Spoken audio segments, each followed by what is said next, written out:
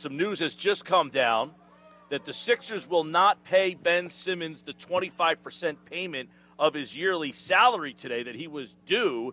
Apparently they're saying he's in breach of his contract, Bobby. I guess this is just the first step of this thing getting uglier and uglier.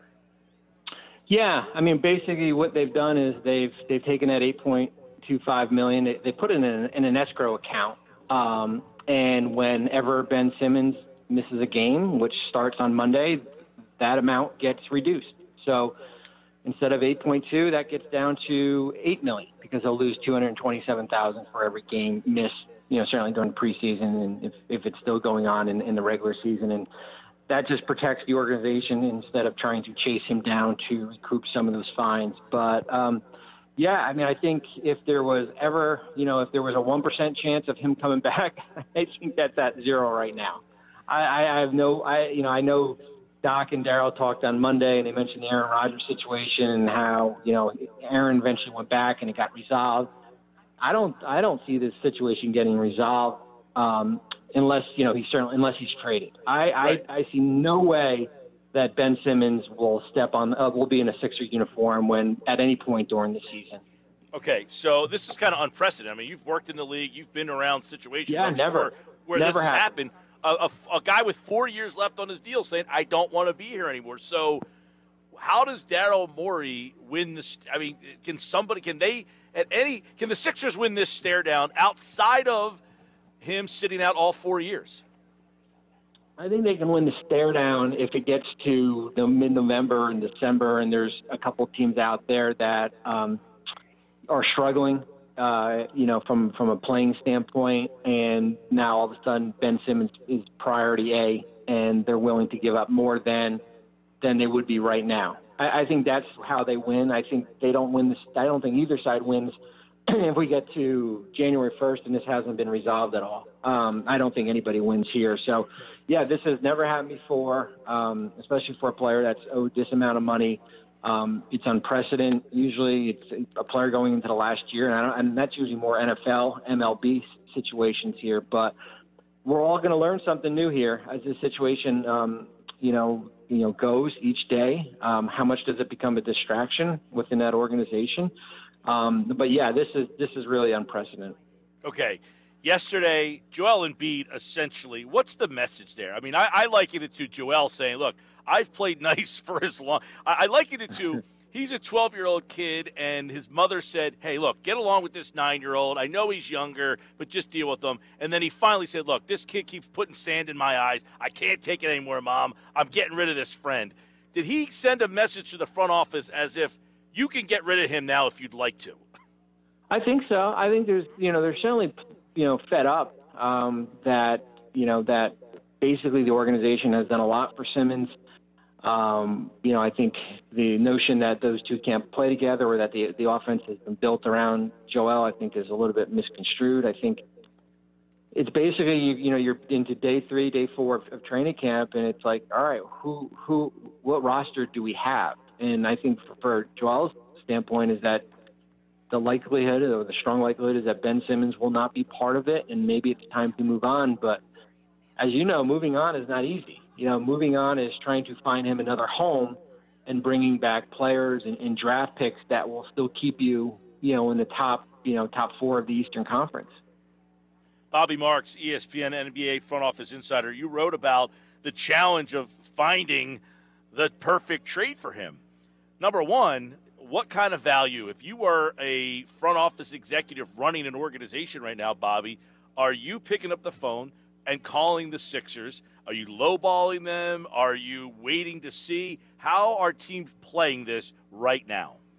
Yeah, I think you're waiting to see what your roster is going to look like. I always say that, training camp is somewhat of an extended honeymoon period from the offseason because nobody's lost any games, right? Everyone's trying to figure out what your roster is going to be looking like. I think you want to probably get through training camp, get through a little bit of the early part of the season to see what's needed, what can be deducted, what do we have to give up.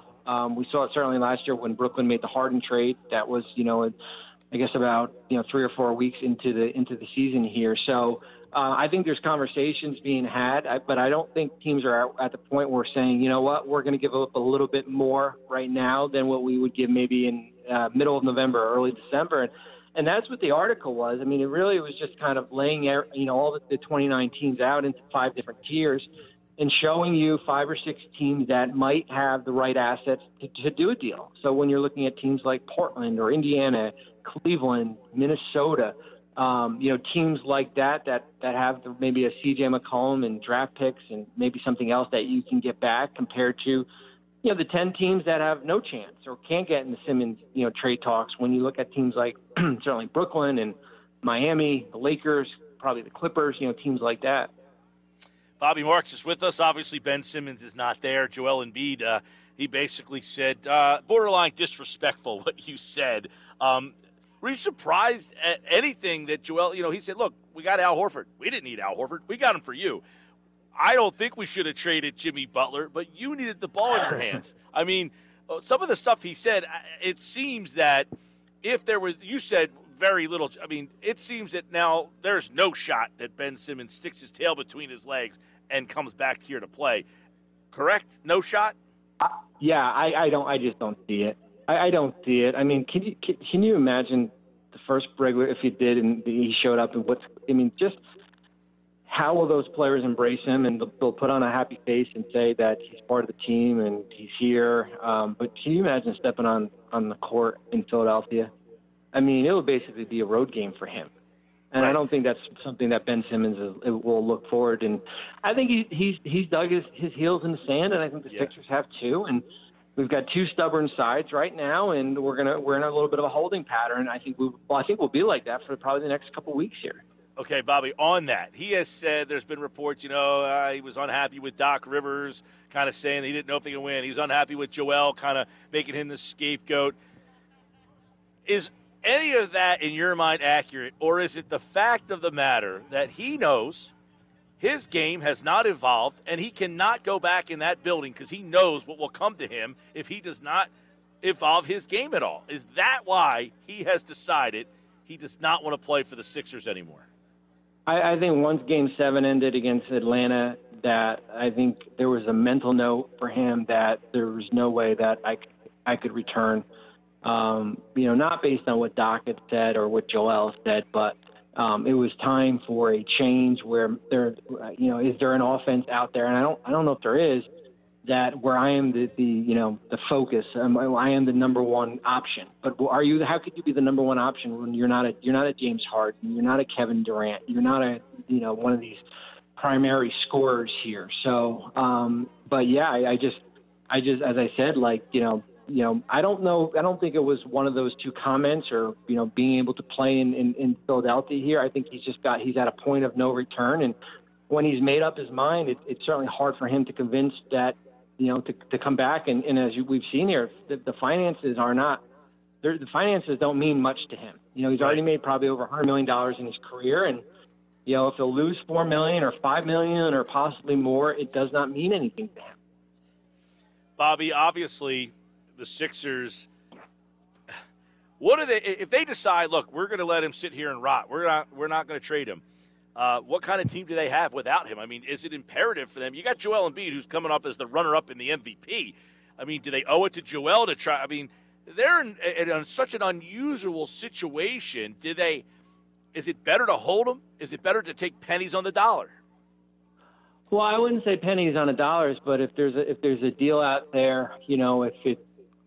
Guys like I mentioned Colin Sexton, or if it's the guys in San Antonio with Murray and, Derek White, guys like that, not all-star level players, but certainly good players here. I mean, it's just interesting because you've got, you just committed a lot of money to Embiid with that Supermax. You're owed a lot to Tobias here.